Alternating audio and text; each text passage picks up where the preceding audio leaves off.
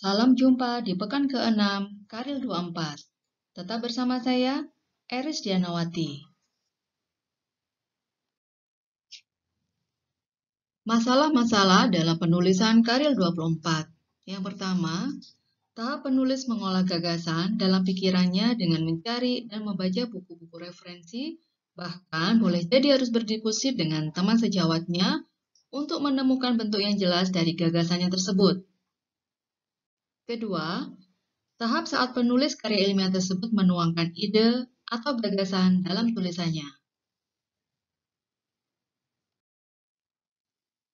Masalah-masalah dalam penulisan karya yang lain yaitu yang pertama adalah perumusan masalah, yang kedua penalaran deduksi atau kajian pustaka, yang ketiga perumusan hipotesis atau mungkin kesimpulan sementara, ini untuk artikel ilmiah ya, yang keempat pengumpulan dan analisa data, yang kelima penerimaan atau penolakan hipotesis yang telah diajukan.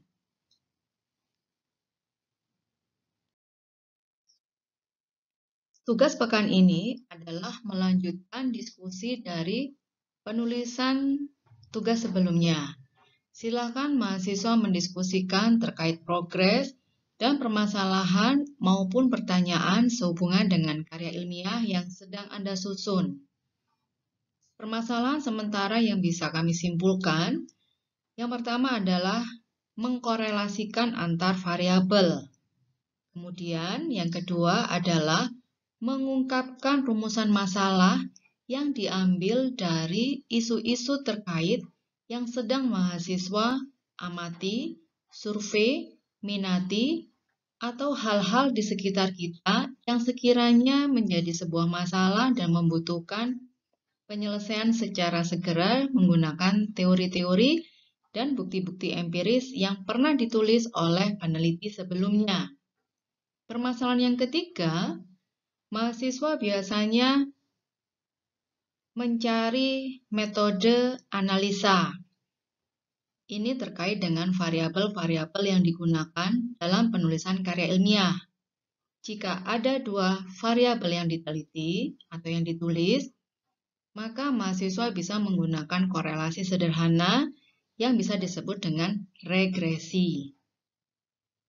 Yang keempat, mahasiswa setelah melakukan analisa data menggunakan metode ilmiah yang digunakan atau metode analisa yang digunakan, tugas kita selanjutnya adalah mendeskripsikan, membahas, menjabarkan hasil analisa data.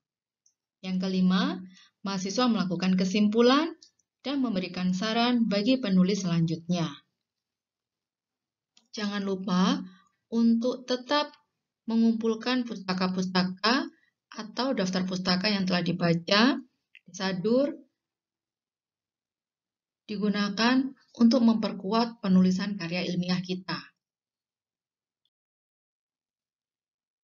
Terkait dengan informasi sumber belajar utama atau modul, di halaman depan, kami sudah melampirkan contoh artikel akuntansi sektor publik dan contoh artikel pajak.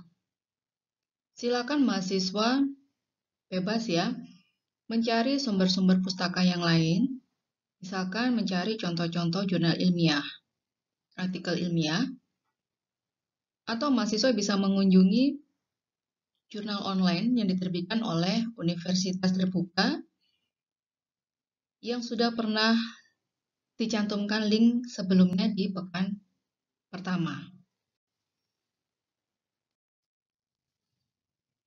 Di akhir salam, semangat! Anda bisa menulis, kita diskusikan, kita selesaikan tugas ini bersama-sama dengan penuh semangat dan tidak lupa mengucap Bismillah.